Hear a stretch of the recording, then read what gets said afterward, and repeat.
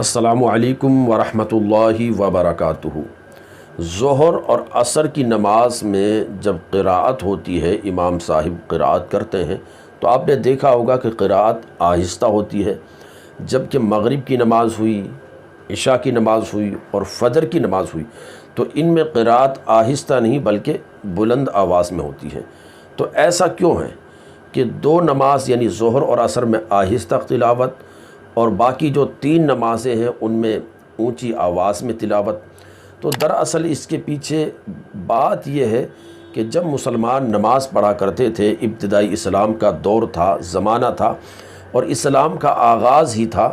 اور نئے نئے لوگ اسلام کے اندر داخل ہو رہے تھے،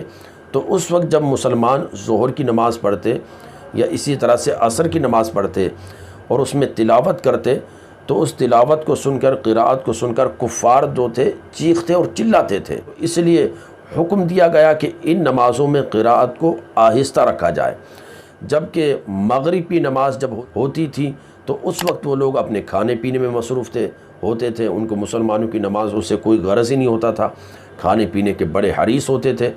اور اسی طرح سے عشاء کی جب نماز ہوتی تو وہ کھا پی کر سو جاتے تھے، اس لیے حکم دیا گیا کہ اونچی آواز میں تلاوت کرے۔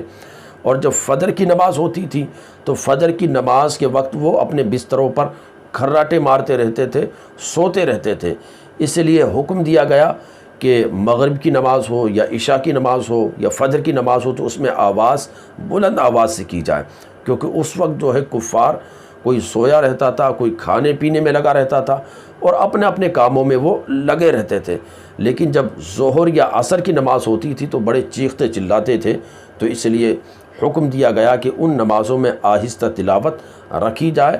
اور آہستہ تلاوت رکھی گئی۔ تو یہی ہے جو اس کے پیچھے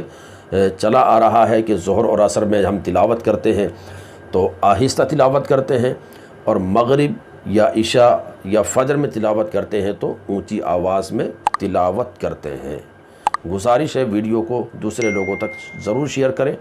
ہمارے چینل پر اگر نئے ہیں تو ضرور سبسکرائب کر لیں، اپنے دوستوں کو ہمارے چینل کے ساتھ ضرور جوڑیں تاکہ ہر ایک تک دین کی باتیں ضرور پہنچیں۔ السلام علیکم ورحمۃ اللہ وبرکاتہ۔